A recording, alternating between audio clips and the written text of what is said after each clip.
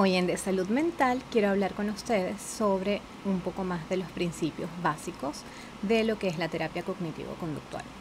Habíamos hablado la vez anterior sobre cuál es la teoría que está por detrás de este tipo de terapia y habíamos también prometido que esta vez íbamos a hablar sobre un instrumento muy importante, de hecho básico para poder hacer la terapia, que es el registro cognitivo. En el registro cognitivo, el paciente, la persona que está haciendo la terapia, debe reflejar lo que es la situación que estaba ocurriendo, el pensamiento que tuvo, la emoción que sintió y lo que serían sus actos, la consecuencia de todo esto. Voy a enseñarles un ejemplo para que puedan verlo como más gráficamente. Aquí lo tenemos. El registro de la situación, que debe ser lo más objetivamente posible acá. Ahorita les puedo dar un ejemplo para que ustedes entiendan.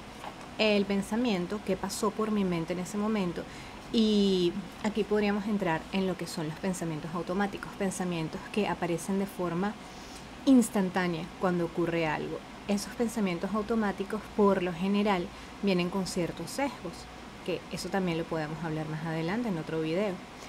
Estos pensamientos automáticos son los principales que hay que cambiar, que hay que transformar para que nuestras emociones y nuestras acciones también cambien. Luego, ¿cuál fue la emoción que hubo en respuesta a esta secuencia? ¿Y cuál fue la acción que hizo la persona? ¿Cuál fue la decisión que tomó o qué fue lo que hizo con respecto a esta situación?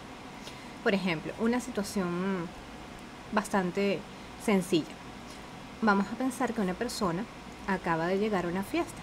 Entonces, la situación es, llegué a la fiesta y había gente riéndose.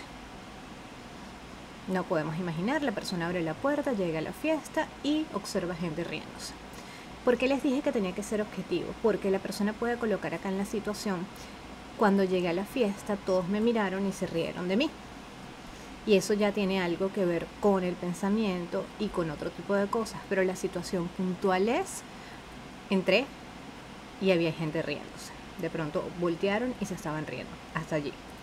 ¿Cuál es el pensamiento? Ya les había comentado que el pensamiento es un poquito difícil de determinar, sobre todo cuando uno inicia con este registro cognitivo, pero poco a poco se va haciendo más sencillo. El pensamiento en cuestión es, se están burlando de mí,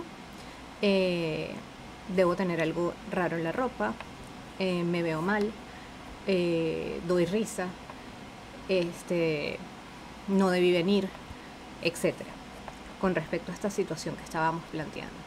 La emoción con este tipo de pensamientos va a ser una emoción desagradable que genere disconfort en la persona, es decir, va a ser de tristeza porque según lo que ella piensa la están despreciando o no es lo suficientemente buena como para ser incluida en ese grupo, o puede ser una emoción más bien hacia la rabia contra sí misma, porque vine si yo sabía que esto iba a pasar, contra las personas. Cuando la persona está más avanzada en la terapia, se puede introducir acá la intensidad de la emoción.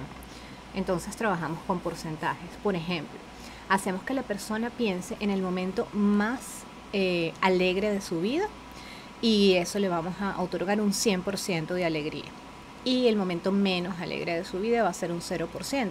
Entonces, cuando estamos calificando acá cómo fue la emoción, nos gusta que la persona coloque aquí, por ejemplo, rabia, 30%, o tristeza, 70%, porque cuando vayamos avanzando en la terapia podemos comparar con lo que la persona sentía inicialmente y de esta manera ella va a poder entender que está teniendo algún tipo de aprendizaje y que realmente está funcionando la terapia. ¿Okay? Es una forma de tener un documento por escrito, es decir, tener algún tipo de evidencia para que nosotros podamos contrastar este pensamiento y contrastar lo que es el cambio que va dando la persona cuando está haciendo la terapia con nosotros. Y la acción, en este caso, en el que la persona entra a la fiesta, las personas evidentemente cuando abres la puerta voltean a verte, se estaban riendo, la persona asumió que se reían de ella, se puso triste y molesta. Su acción probablemente va a ser sentarse en un rincón y no hablar con nadie en toda la noche, que va a generar mayores pensamientos de ser poco digna de estar ahí o de no ser adecuada o de que no es no fue la decisión adecuada ir para esa fiesta y las emociones van a ir también en correspondencia.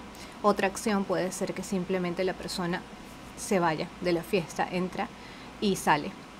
Otra acción es que, dependiendo de la personalidad y el momento de la persona, podría acercarse a ellos de una manera belicosa, buscando algún tipo de conflicto.